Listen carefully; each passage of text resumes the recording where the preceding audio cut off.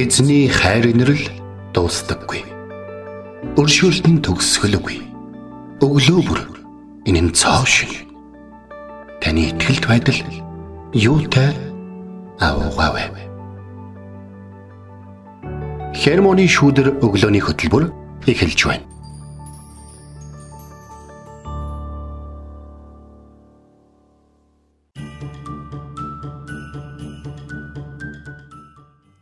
Өглөөний мэнд. Өглөөний мэнд. Итгэл радиогийн эфирээс хермоны шүдэр өглөөний хөтөлбөр эхлэхэд бэлэн болсон байна. Эфирт пастор Сайна болон хөтлөгч Бэлгэнаар ажиллаж байна. Сонсогчдаа сайхан амарсан уу? Танд өглөөний мэндийг хүргэе. За тэгэхээр 2025 оны сүүлийн өдрүүд үргэлжилж байна. Яг гэхдээ энэ бол хүний бүтээсэн тоолдоо календар бол тэ. Гэхдээ таны өдөр болгон үнэхээр таны амьдралын хамгийн чухал өдөр байгаасаа гэж хүсэж байна. Тэгэхээр өнөөдрийн номлог ингээд бэлдэж явах үед надад нэг үг сон. Чи өнөөдөр хамгийн залуугаараа байгаа шүү гэдэг үг надад ингээд бодогдсон байхгүй. Тэгээд энэ юу гэхээр би дахиж хизээч одоо 50 настай тэдэн ондогтой байхгүй. Маргааш би өнөөдрийнхөөс нэг ах байх болно. Тэг учраас Бурхны бидний өгсөн цаг хугацаа гэдэг нь өөрөө маш чухал байгаа. Түүнийг хизээч битгий багад тооцож байгаарай. Өнөөдөр таны хувьд маш чухал том өдөр байх болно гэж. Амен. Тэглүү яхав. Тэгээд би саяхан нэг юм пост уншиж ирсэн. За. Physical Age-д орж исэн Эди гэдэг нэг юм том витэй залуу Монголд ирсэн шүү дээ, тий. Тэгээ сая нэвтрүүлэгт оролцоод түүний ухаалцсан тэр үгс нэлээд одоо нэг Facebook-ээр явуулсан тий үгс нь Бурхан Тэнгэр биднийг ивэж Дауны синдромтой охин илгээсэн юм аа. Түүнийг хайрлаж өсгөж чадна гэж Бурхан бидэнд итгэсэнд талархаж явдгаа гэд нэвтрүүлгийн үеэр хэлсэн байсан шүү дээ, тий. Үнэхээр гайхамшигтай. Тэгээд яг энэ нэг постыг нэг итгэгч биш хүн өөр нэг хүн шеэрлээд тэгээд бас пост бичсэн байсан байхгүй юу. Тэгээд тэрийг нас энэ өглөө олцсон. Тэр хүн тэгсэн байсан. Би эдитэ ижил шашинтай биш ч ижил итгэл үнэмшилтэй билээ. Даун аутизмтай хүүхэдтэй амьдрал бол азгүй амьдралтай биш. Харин ч эцэг эхчүүд бид өөрсдөө ямар хүчтэй тэнхээтэйг өдөр бүр мэдэрдэг амьдрал юм аа. Дотор чинь ямар хүч байгааг чи юу хийх бүрэн чадамжтайгаа өдөр бүр нээж байдаг амьдрал. Надад гэхдээ хаяа бид нар яг олимпийн бэлтгэлтэй тамирчид шиг санагддаг штэ гэд ухаалцсан байсан. Үнэхээр гайхалтай хүч хайр энэ хүнд оршиж байгааг ингээд харахтаа бас үнэхээр талархаж байлаа. Тийм гайхалтай. Үнэхээр Бурхны бүтээсэн бүх бүтээл үнэхээр гайхамшигтай шүү дээ, тий. Тэгээд яг л нэг Эдигийн хийсэн шиг тий түүнийг хайрлаж өсгөж чаднаа гэд Бурхан бидэнд итгэж илгээсэн юм аа гэдэг энэ үгийг ч гэсэн та зүрх сэтгэлтэй энэ зүрх сэтгэлийг тий та өвлөж бас ийм зүрх сэтгэлээр хандаарай. Өнөөдөр танд ямар нэгэн хэцүү зүйл юу ч тохиолдож байж магадгүй те. Өөр хин нэгэнтэй ингээ харьцуулгаад яагаад миний амьдрал юм байгаа юм бэ гэж бодож ич болох юм. Гэхдээ Бурхан тантай хамт байгаа. Бурхан танд тэр хайрыг, тэр хүчийг өгөх болно. Бурхан танд итгэж байгаа. Чи үүнийг даваад гарч чаднаа. Чи энэ хүнийг хайрлаж чаднаа. Чи энэ зүйлийг хийж чаднаа гэж итгэж байгаа учраас өнөөдөр танд тохиолдож байгаа тэр бүх зүйлүүд яг одоо тохиолдож иж болох юм шүү. Тэгэхээр хүчтэй байгаарай, зоригтой байгаарай гэж энэ өглөөс урамшуулж байна. Тэгээд бид нэр байгаа газараа үг хэл ам яраагаарай те. Өчигдөр бид нэр ухаалцаж байсан Жон Пайперийн үгийг хэлжсэн шиг та энэ газарт илгээгдсэн нэгэн шүү.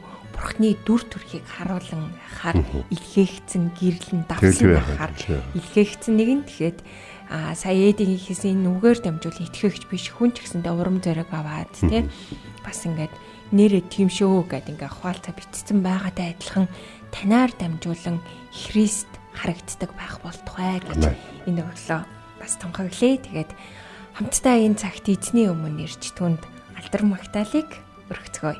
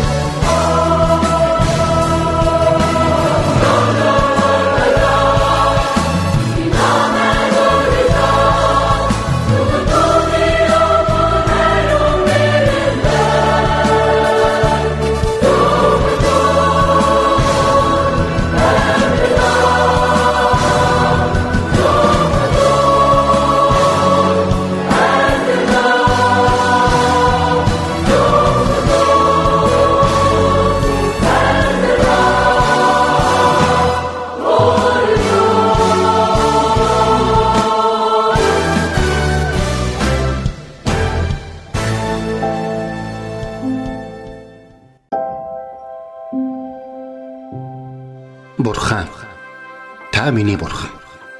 Би таныг эртлэн хайхвалаа. Усгүй хоорой ангамл газарт сэтгэл минь танаар сангаж, би махбат минь таныг хүсн тимүүлж байна.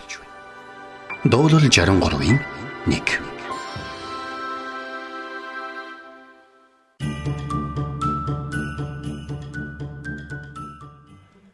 За, Крисмсийн өдрүүд болж байна.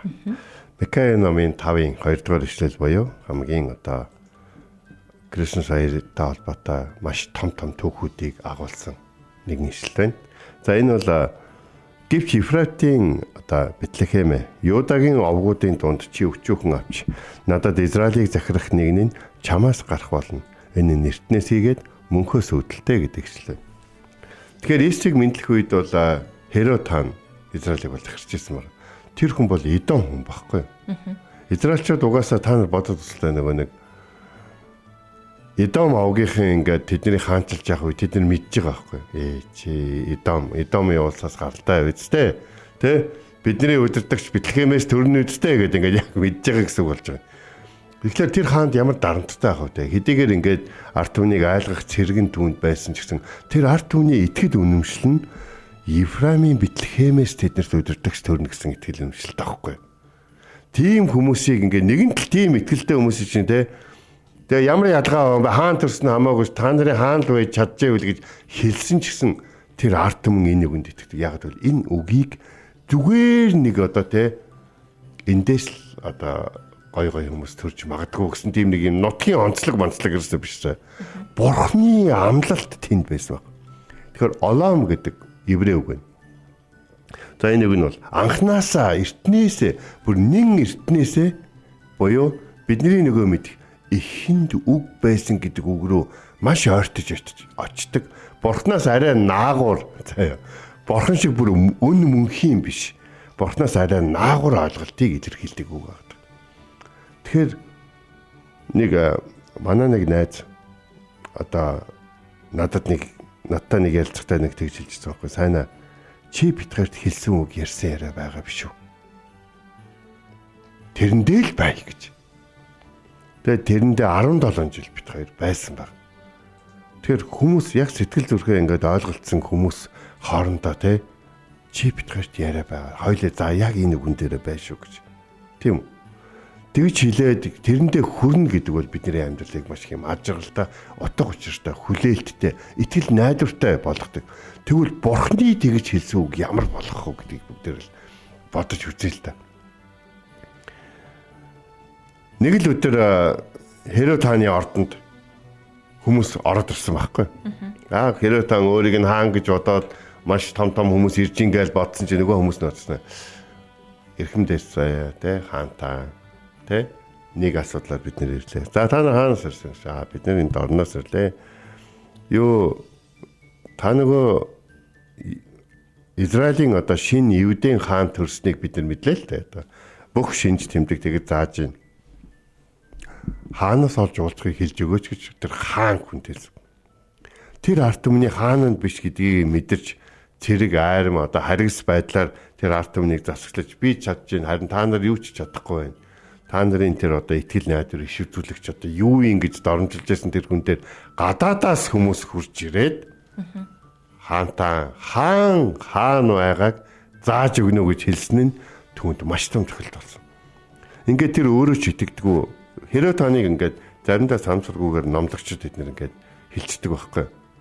За хаан өөрөө итгэдэггүй байсан одоо гэдэргээ те. Тэр хаан ч бүр өөр үндэстэн байсан байхгүй. Тэгээд яасан бэ гэхээр арт нөгөө Израилийн иш үзүүлэгчдийг дуудаад за хөөе хаан тэр хаан удирдагч хаан төрөх ёстой юм бэ? Тэрийг надад хэлээд гэсэн. Гэхдээ тэд нэг их хааж байгаагүй. За угаасаа тэд нар мэдж байгаа. Аль тэд нар ингээд ассирчуудад ялагдах үед, бабилончуудад ялагдах үед, грекчүүдэд ялагдах, египчүүдэд ялагдах үед, ромчуудад эзлэгдэх үед, эдомчуудад дарлагдах үедээ л тэд нар ерөөсөө нэг зүйлийг мэдчихсэн үгээр эднэрийн хаанчлал төр зүрх харин мөнхийн эзний хаанчлал өөрд мөнхийг бөгөөд тэр Давидын хаан ширээг хизээж таслахгүй гэж хэлсэн. Тэгээд Давидын төрлөх нутаг болох Ефраимын Бэтлехемээс удирдагч төрнө гэж бурхан өөрөө хэлсэн байгаа. Бурхан бол хэлсэн үгэндээ энэ анхнаас ойлгомжтой гэдэг ийм итгэл үнэмшил. За ингэж хэлчих. Микая номын 5-ын 2 дээр байдаг энэ ишлэлийг нөгөө нэг иш үзүүлэгчд болон хуулийн багш нар болон одоо тэр раби нар нь шууд л хэлчихэж байгаа байхгүй. Тэ мэдээж ямар одоо Херод хаан юу хийснийг бол бид нар мэдж байгаа те. Харин бүгдээрээ энэ ишлэл дээрээ өнөөдөр бол анхаарай. Херод хаан хожим энэ биелэл болсон удирдагчийг алах гэж оролцсон. Тэгтээ анхнаасаа тэр удирдагч төрнө гэсэн бол түүнийг яаж хамгаалахаа бурхан мэдээж төлөвлөсөн байлгүй л яах вэ? Тэгэхээр Микая бол Исаятай нэг үеийн иш үзүүлэгчтэй байгаа. Эндээс нэг том зүйл сурдаг. Микая шиг, Исая шиг иш үзүүлэгчд нэг дор байгаад тахтай яадгийг. Өөрөөр цаг үед төрөөд өөрөөр хүндэтгэж цаг үед ард түмэнд туслахгүй гэж. Бурхан ард түмэндээ хэр их хайртай хоёрын агуу иш үзүүлэгчийг зэрэг үйлчлүүлж өөрийнхөө үгийг дамжуулуулж яснараа бас харагдаг гэдгийг бид нар бодох хэрэгтэй. Бид нар тэгдэг ч гэдэг хааны газар үдгийн нэлийн хүчрхэг хүмүүс нэг дор байгаад ирэнгүүт эднэр өстө худлаа бие биендээ татагтаад ингээ ойрхон байгаад ингээ тэгээд бурхан тэр газарт хайртай учраас тэр газарыг илүү олон удирдагчаар, илүү олон үг дамжуулагчаар, илүү олон одоо үйлчлэгчдэрээ өрөөж байгаа. Тэгм учраас хэрвээ бурхан Тэнгэрийн хаанчлалыг ирж хайдаг бол та бүхэн бурхны хүнийг болон бурхны үгийг нээлттэйгээр хүлээж авдаг байгаарай гэж. Тэгэхээр Микая иш үзүүлэгч, Исая иш үзүүлэгчээс нэг зүйлээрээ баг зэрэг ялгаатай нөхөр тэрээр хоёр хаант улсад хоёуланд нь үргэлжилдэг байсан. Израиль болон Юда. Бодоод үзтээ. Хоорондоо байлддаг, хоорондоо дайсгандаг. Гэхдээ нэг итгэл үнэмшилтэй хоёр хаант улс Микаяг хоёулаа иш үзүүлэгч гэдгийг нь хүлээншэрдэг байсан. Тэгэхээр түүнтэй үнэхээр бурхны сүнс хамт байдаг гэсэн. Тэгэхээр эндээс нэг зүйлийг ойлгож авах хэрэгтэй. Бурхны зарцал бол зарцал байдаг. Бурхан ямар ч сул дорой зарцаа энэ дэлхий дээр хүмүүс агуу болохыг хүсээд хүрдэг өндөрлөгт хэрэгэлдэг гэдгийг бид эндээс харах хэрэгтэй. Бас нэг зүйл энэ ишлэлдэр нэг юм гоё үг байдгийг. Юдагийн овгийн дунд чи өчүүхэн авч гэдэг үг. Өчүүхэн гэдэг үг бол хүндэтгэл, хайр, инрэл энэ бол маш том үнэлгээ юм шүү гэдэг. Энд хүмүүсийн юу ч биш гэсэн тэр ойлголт бол биш. Чи өчүүхэн гэдэг нь юу гэсэн гэхээр чи хитэж басагдахгүй гэдэг утгаараа бичигдсэн байна. Тэгэхээр энэ хүний хэмжүүрийн алдаатай байдлыг бол харуулдаг. Бурхны хувьд чиний эхлэл өчүүхэн боловч одоо төгсгөл чинь агуу байх болно гэдэг иш үзүүлгийг Исая тэр үед үзүүлж байсан. Харин энэ үед Микаягийн амнаар дамжуулан Юдагийн овгуудын дунд чи өчүүхэн нь боловч агуу нэгэн чамаас гарна энэ эртнээс гэж. Чиний өчүүхэн байдлыг би хизээж дорд үзэж байгаа. Эртнээсээ би чамаас өөрийнхөө агуу хүмүүсийг төрүүлсээр өдөртөгчдийг сонгосоор ирсэн. Санаж байна уу? Самуэль номын 16 дугаар бүлэг дээр Давид сонгогддог шүү дээ, тийм. Тэгэхээр тэн дээр ингэж Давид бол хүний хүссэн хаан биш. Хүмүүсийн ирж хайсан хаан ч биш. Давид бол зүгээр л хоньны бэлчээрээс дуудагдсан ард түмнийхээ даруухан өдөртөгч энгийн нэгэн байсан. Тэр гэр бүл дотроо хүртэл одоо ямар нэгэн удирдагчаа сонгохын оронд хонио хариулаа явьжсэн дээр гэж гэрийнхэн нь үнэлдэг тийм өчүүхэн хүн байсан гэдгийг бид нар санах хэрэгтэй. Хаанчлуудын уналт, сэргэлт, хүчрхэгжилт энэ бүхэн бол яг үнийг хэлэхэд бол Бурхны амлалт болон Тэнгэрийн хаанчлалд хизээж нөлөөлж байгаагүй. Би та бүхэнд хэлье. Та бүхэн Тэнгэрийн хаанчлалын иргэн байгаарай. Таны амьдарч байгаа улс одоо юу гэдгийг эзлэгдэж мөхсөн ч гэсэн эргүүлээд тэр улсыг одоо сэргээж мандуулах, тэр ард түмнийг хайрлах, тэр ард түмнийг хүчрхэгжүүлэх боломж нь эзний үгтэй хамтаага тань дээр илүү их байгаа юм шүү. Тэгээд бас хүмүүсийн хувьд үн эртний гэдэг амлалтууд нь хуучирч үн цэнэ алддаг. Харин Бурхны хувьд бол хизээч үн цэнэ алддаг. Бурхан эртнээсээ хийж ирсэн зүйл нь юу гэхээр хүмүүсийн хизээч тоодгүй газруудаас өөрийнхөө агуу үйлсүүдийг эхлүүлж хүмүүсийн хизээч анзаараагүй хүмүүсээр дамжуулан өөрийнхөө агуу хаанчлалыг тэлж байдаг юм а гэж. Тэгэхээр Бэтлехэм бол хизээч хүчрхэг цайз майз байгаагүй. Хүний нэгдмэл байдал хүчрхэгжилт эсвэл дайны стратегийн чухал газар ч байгаагүй. Тэнд цэргийн сургууль Спарта шиг одоо амар дайчдаг бэлтгэгч юу ч байгаагүй. Давид дайчин байсан. Гэхдээ тэр хоньны бэлчээр дайчин болсон. Давид хончин байсан. Гэхдээ тэр хончны бэлчээрээс Израилийн болон хүн төрлөختний түүхэнд бичигдсэн агуу нэгэн хаан бас юм. Түүний хаанцын ширээ хизээч тасрахгүй гэж Бурхан амласан бөгөөд энэ үн ертнээс байсан. Тэгээд Бурхан хаан түүний удмыг үргэлжлүүлэхээр шийдсэн бэхээр Бэтлехэм хотод л байсан. Бэтлехэм бол хизээч хүний анхаарал татах том хот байгаагүй. Одоо ч тийм л хэвээрээ байх. Харин түүнээс төрсэн Есүс Христ бол хүн төрлөختний аврагч эзэн гэдгийг бид одоо бүгдээрээ мэдж байгаа. Амен. Үгийг тунгаан бодоод эзний өмнө хамтдаа ирцгээе.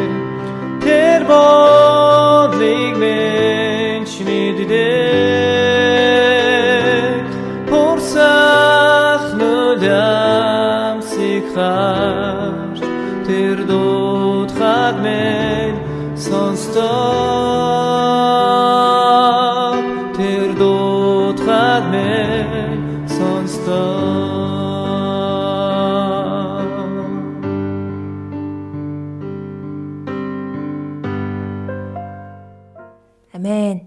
Тэр нэрийг минь мэддэг, тэр дуутахад минь сонсдог, урсах нулимсэгч харж идэг юм аа. Амен. Ийм гайхалтай эзэн бидэнтэй хамтаагаагийн төлөө талархъя. Өнөөдөр бид нэр үгийн цагаараа Мика номын 5 дугаар бүлгийн 2 дугаар ишлэлээ суралцлаа. Гэвч Ефратийн Бэтлехэмэ, Юдагийн овгуудын дунд чи өчүүхэн авч надад Израилийг захирах нэгэн нь чамаас гарах болно. Тэр нь эртнээс хийгээд мөнхөөс үүдэлтэй. Хэмээх ишлэлээс өнөөдөр бид нэр суралцлаа шүү дээ. Бурхан бол үнэхээр гайхалтай. Өөрийн хүмүүсийн сайн сайхны төлөө санаа тавин ирээдүйд ирэх авралыг эртнээс айл хэдийн төлөвлөсөн байсан шүү дээ. Тэгээд үүнийгээ иш үзүүлэгч дээрээ дамжуулан зөгнөж хийсэн үг нь өнөөдөр бид нар хамтдаа үзлээ. Хилэгцэн энэ зөгнлүүдээр нь дамжуулж түүний хүмүүс үеийн үед итгэл найдвараа тээсээр ирсэн юм аа. Тэгээ 2000 жилийн тэртээ зөгнлүүд биелж аврагч Есүс ирж түнд итгэсэн хүн бүрийн харахгүй амьдралд үүрдийн гэрэл туссан юм аа. Энэ бол Бурхны хүсэл байсан. Бид ч бас Бурхны энэ хүсэл дотор багтаж түүний хайр инрэл дотор алхаж байгаадаа талархан амьдарч явах хэрэгтэй. Бурхны гайхамшигтай төлөвлөгөөний гадна амьдрах уу эсвэл төлөвлөгөөний дотор нь амьдрах уу гэдэг бол таны сонголт шүү. Тэгэхээр эзэн айл эртнээс бүх зүйлийг төлөвсөн хийсээр байгаа. Та бол тэр хүслийнх нь гадна оршоод яваад байгаа юм шиг үстэй. Тэгэхдээ бурхан таныг хизээж орхиохгүй, та бурханы хүслээс гадна орхигдохгүй гэдгээ битгий мартаарай.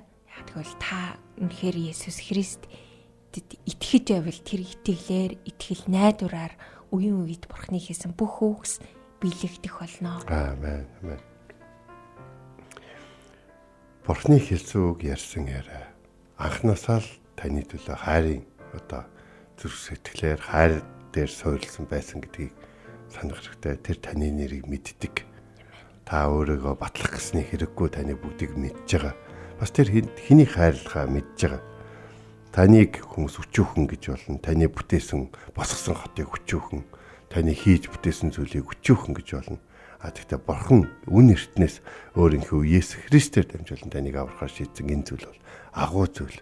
Та энэ зүйлийг хүлээн авч өөрийнхөө амьдралыг тэр хүмүүсийн хэлснээр өчүүхэн юу ч биш. Харин мөнхийн утга учиртай сайн сайхан амьдрал болохоор Есүс тантай хамт шүү. Амен. Залбирая. Их эзэн минь таны хайрын агуу бидэнтэй хамт байж биднийг ивэдэгт баярлалаа. Өчүүхнээс эхэлж агуугаар дуусгах таны хүсэл төлөвлөгөөний амьдралыг энэ амьдрал болгохыг хүсэж байна. Бид өөрсдөө мэдэх юм бол сул дорой гимнүглээр дүүрэн болгох гэдэг. Биднийг цэвэрлэж, ариутгаж, ариусгаж, хүчрхэг болгож өгөөч. Та биднийг аврахаар, та биднийг өрөөхөөр эртнээс шийтсэн билээ. Таны хүслээр болох болтугай. Таны хүү бидний эзэн Есүс Христийн нэрээр залбирэн хойлоо. Амен. Энд хүрээд Хермоны шүдэр өглөөний хөтөлбөр өндөрлөж байна. Бидэнтэй хамтайсан сонсогч танд баярлалаа. Эзэн таныг харж хандах болтугай. Маргааш эргээд энэ цагт олцгаая.